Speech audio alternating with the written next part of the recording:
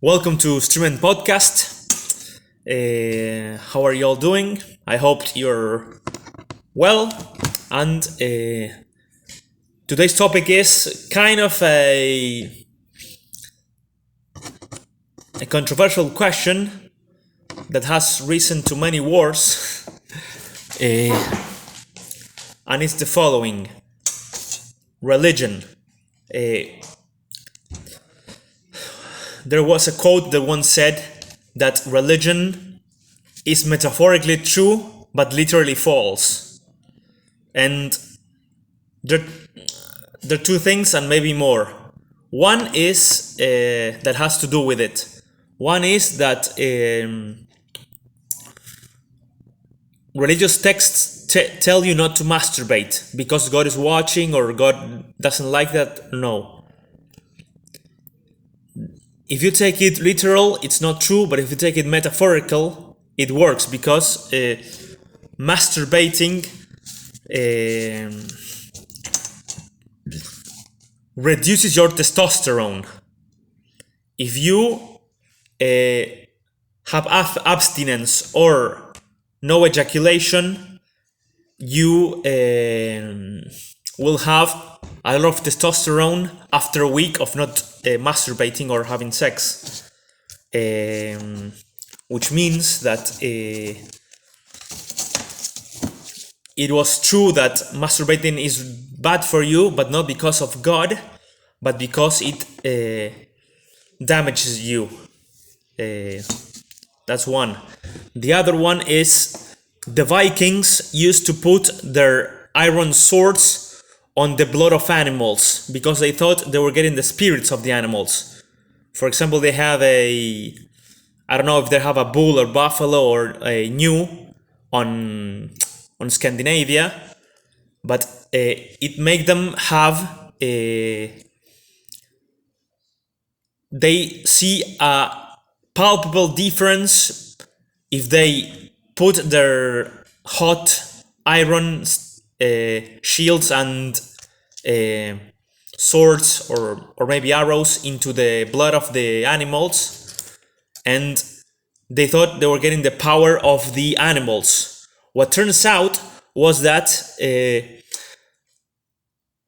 the blood has carbon, and when it's mixed with iron, you get steel, which is stronger than iron. So they performed better if they did that. So I wonder what kind of truths that are palpable in reality happening that we take them as religious wisdom. And we don't know why it works, but we use them and it's useful. That's why you shouldn't disregard what you've been told of the past. You have to investigate and see what's going on, but there's a reason they have been teaching all those things for millennia. It might have nothing to do with God or the will of God, but it's something that has a lot of weight. The other thing is getting married. It's not because you need a person to be you don't need one person because God will get angry if not. No, it's because you'll have the best relationship if you have a person that you most love, and if you have a relative to a wife too many partners, you'll have less chance of having a healthy relationship. It's not the same. It's not the same for men than for women. Women that have less amount of partners have happier marriages and happier life.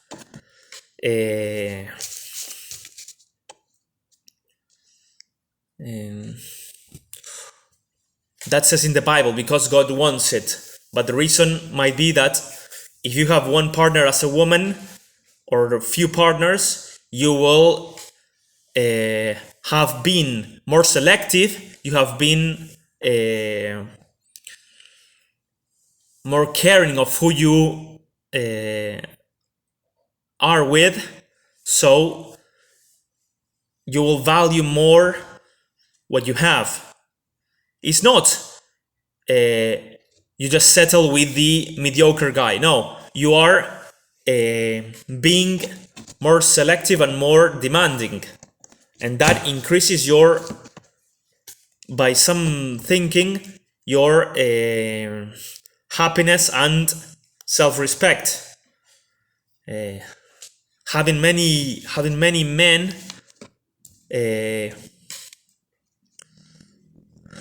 makes you say, well, I'll get the next one, or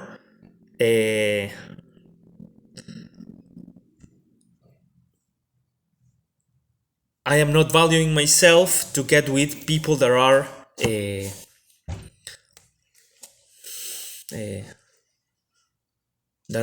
best for me.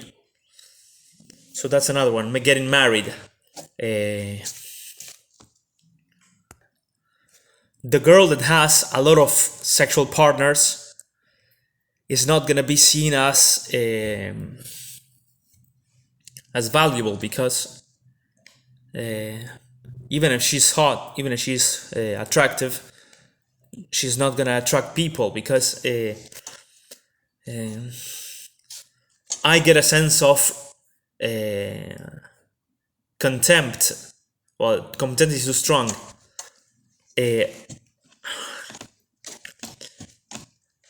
I get a feeling of uneasiness with a woman that has had a lot of partners. It might be diseases, it might be that she doesn't value a relationship, that she is just having sex. So she's not a pleasant being to be with, because when you tell her, hey, wanna go to eat, or wanna go to have some and go to some event or a party or something, she will say, no, I have to be with this random guy. So it's not girlfriend material, it's not enjoyable to be around her. Yeah, you might find her attractive, you might have sex with her, but she's not gonna be like going with you to places.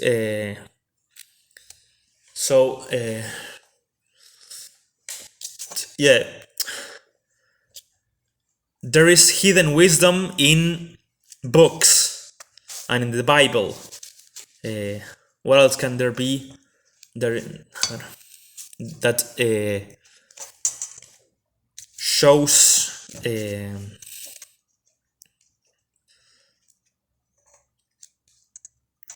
I wonder what other truths are being hidden that are reality, but they're given a metaphorical meaning on religion. So it might be that religion is guarding wisdom, but it's hidden. Why is it correct?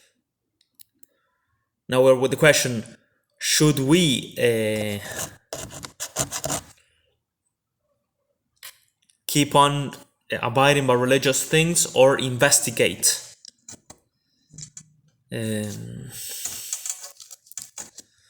Because there is a compromise in thinking things that are false to be true.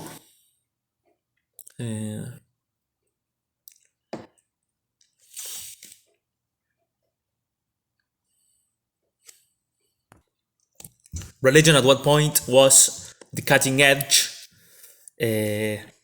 but as knowledge and correctness advances, we're seeing that there might be some wisdom, but it's for the wrong reasons in religion and in traditions. So I would say look at religious things as metaphorically true, but literally false. Okay. And then you got, which religion should I abide to? I mean, try to investigate the most you can about the world, and then you try to promote things that are true, good, and useful, and investigate why some religions say what they say.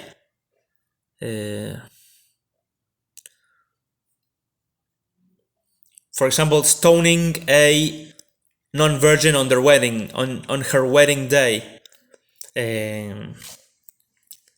Yes, it's bad for her to not be a virgin, but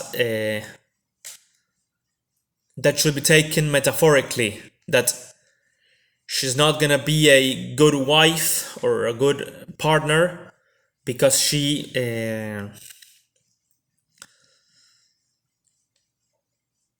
doesn't value the relationship that is what makes things stay together.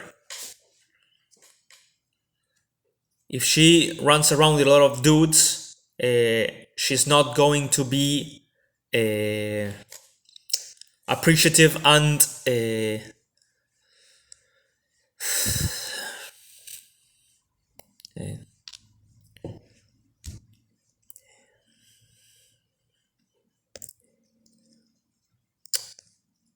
a good wife. I'm not saying get married. I'm saying the girls who sleeps with a lot of dudes is not gonna value the relationship or taking care of children, and those get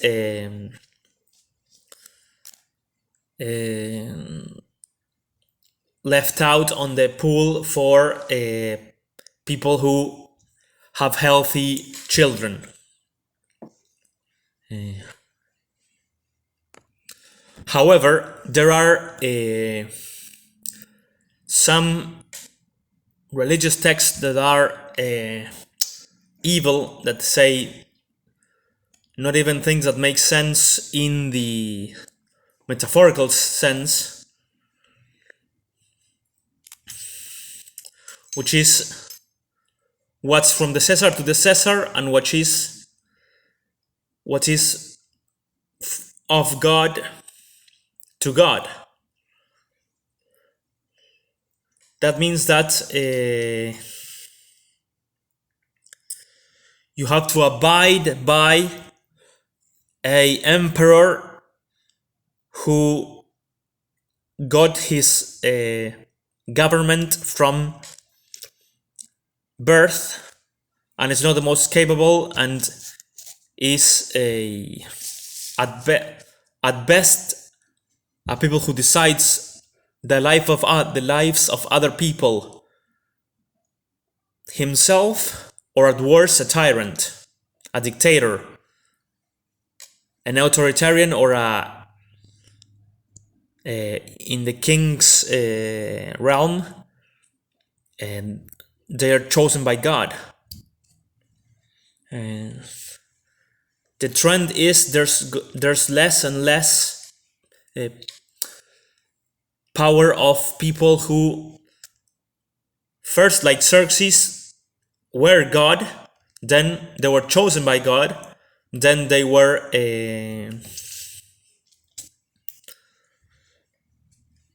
doing God's will, then like the Pope. But the Pope has less and less power every day. And the current Pope says he likes socialism.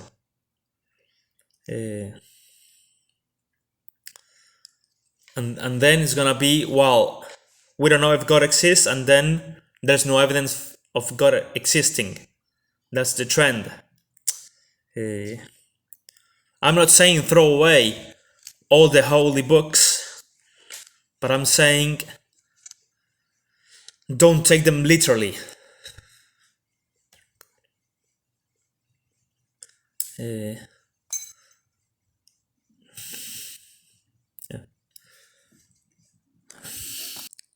Well, the Genesis is full of mistakes. It's an account of the origin of nature, and it's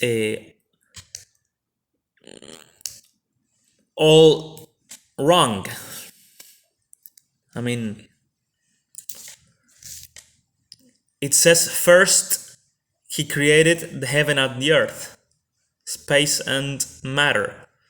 But we're not sure now if matter is just space-time. So saying matter and space-time were created secondary when they are the same. It says that he created the universe and then light, and what we see is that the Big Bang had light in the beginning. Yeah.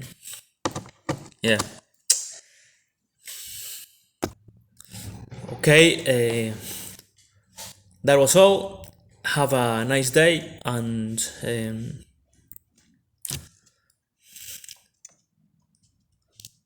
like and subscribe if it was valuable for you. Better to die standing than live in your knees. What turns you on? Only the best. Do what you love, fuck the rest. And we're not made, we are meant.